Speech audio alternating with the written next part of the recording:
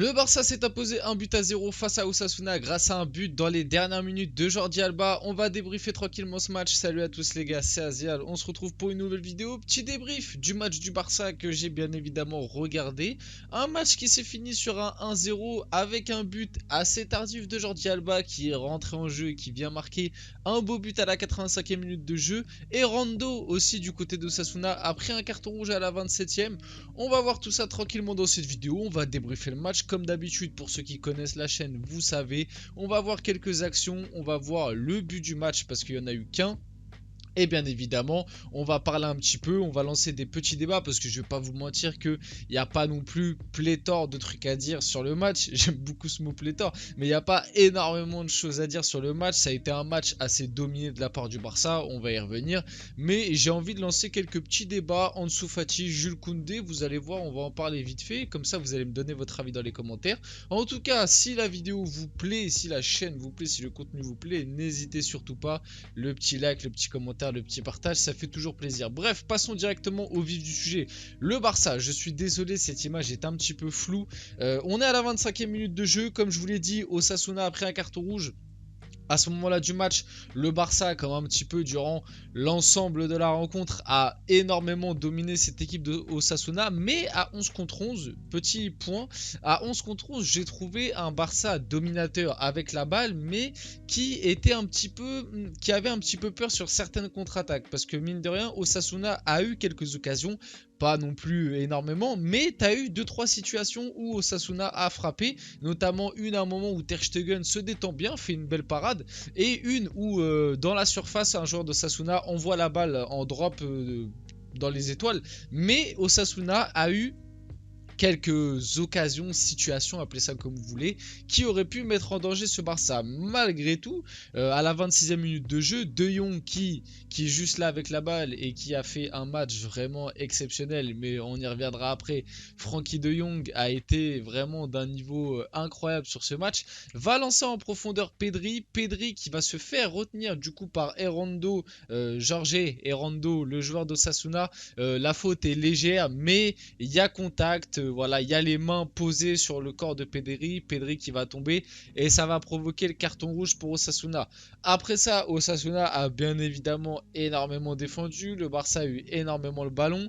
Il y a eu des changements aussi du côté du Barça à noter. Je voulais noter la rentrée d'Ansu Fati dès la 36e minute de jeu parce que Gavi avait une petite gêne.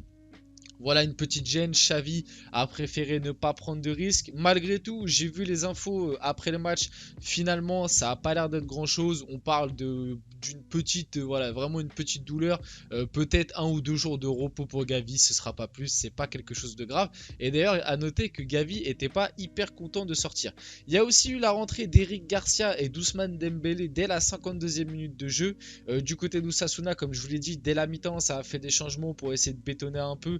Ça a essayé de conserver le score, notamment avec le gardien d'Osasuna, Fernandez, qui a fait les parades. Hein. Honnêtement, il a fait ses parades et il a tenu son équipe au bout du bout, puisque l'action du but que je vais vous montrer, elle intervient à la 85e minute de jeu.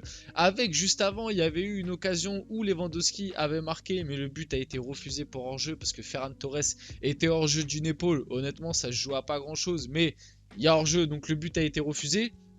Ce Barça, comme je vous l'ai dit, a énormément poussé, surtout dans les 20-25 dernières minutes de jeu, avec notamment un Pedri et un Frenkie de Jong que j'ai trouvé excellent. D'ailleurs, Xavi, en fin de match, n'a pas hésité. Il a fait rentrer Jordi Alba et Ferran Torres. Et à la fin du match, on va pas se mentir, Jordi Alba, il était ailier gauche. Ferran Torres, il était en pointe avec Lewandowski. T'avais aussi Ansu Fati qui était limite comme 3e avant-centre. À la fin du match, honnêtement, il y avait limite 5 attaquants du côté du Barça. Ils voulaient absolument leur victoire. Ils l'ont eu puisqu'on est à la 85e minute de jeu comme je l'ai dit.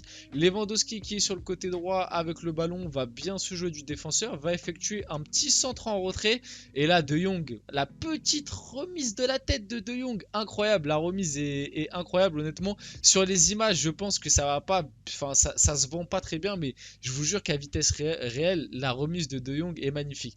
Remise de De Jong de la tête vraiment magnifique dans les pieds de Jordi Alba qui va t'envoyer une demi demi-volée, reprise de volée au sol, qui va mettre petit filet juste là, premier poteau. Honnêtement, Jordi Alba, il la place tellement bien. Le gardien, en plus, je crois, la touche, mais elle est tellement bien placée. Elle est vraiment la puissance qu'il faut et tout. Et comme l'a dit Omar Da Fonseca, ça m'a fait assez rire. Il a dit Jordi Alba, celle-là, il la tente à l'entraînement 10 fois, 100 joueurs, il l'a réussi 0. Honnêtement, la frappe est trop bien placée. Bref, 1-0 pour le Barça. Jordi Alba, le sauveur qui était rentré à la place de Baldé.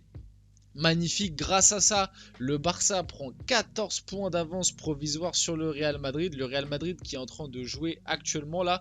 Je vais aussi vous débriefer le match. Normalement, il y aura aussi le débrief du match entre Arsenal et Chelsea que je suis actuellement en train de regarder. Là, c'est la mi-temps au moment où je tourne cette vidéo. Voilà, les petits insides. En tout cas, le Barça qui prend provisoirement 14 points d'avance et qui pourra être sacré champion dès la prochaine journée si le Real ne gagne pas ce soir. Fait important à noter.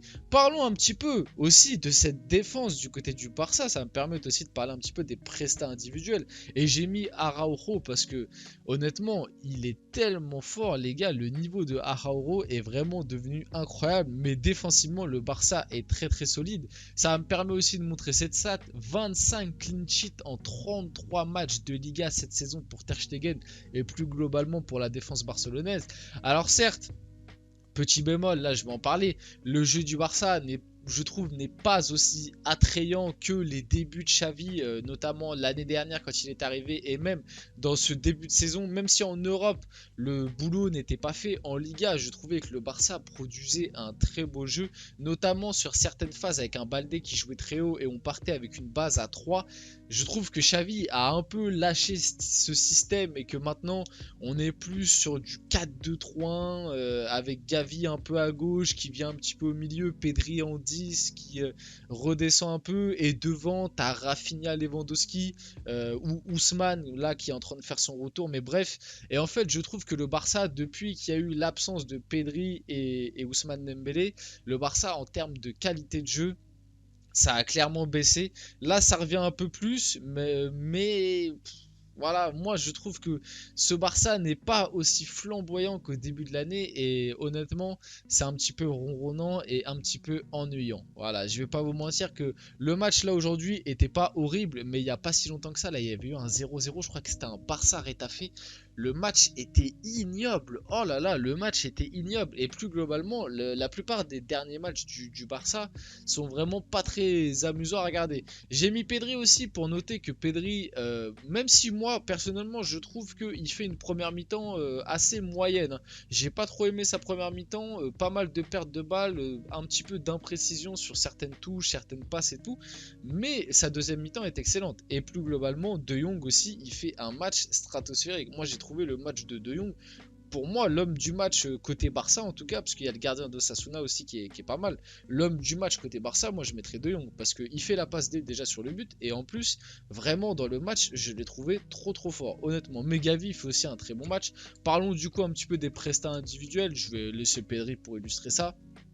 Globalement la défense a été très solide.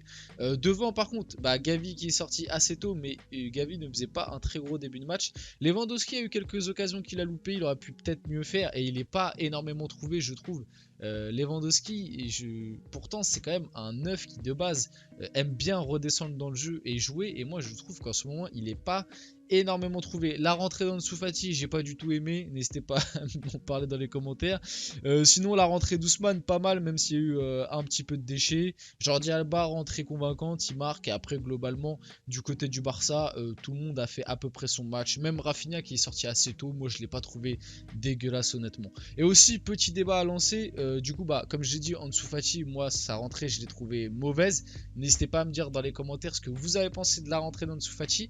Et aussi petit débat Koundé, parce qu'il a fait savoir récemment, j'ai cru comprendre que il ne voulait plus jouer latéral droit. Alors est-ce que pour vous Koundé du coup doit être vendu, parce que pour moi à l'heure actuelle il n'est pas meilleur que Christensen et Araujo, et est-ce que garder un Koundé sur le banc est vraiment utile? Je ne sais pas. Donc qu'est-ce que vous feriez vous à la place du Barça au niveau de Koundé? Est-ce que vous le gardez? Est-ce que vous le forcez à jouer latéral droit? Est-ce que vous le replacez central mais plus dans la rotation? N'hésitez pas à me dire tout ça. En tout cas les gars, c'était Azial, j'espère que ce petit débrief vous a plu. Si c'est le cas, n'hésitez pas, petit like, petit commentaire, petit partage, et on se retrouve très rapidement pour une prochaine vidéo.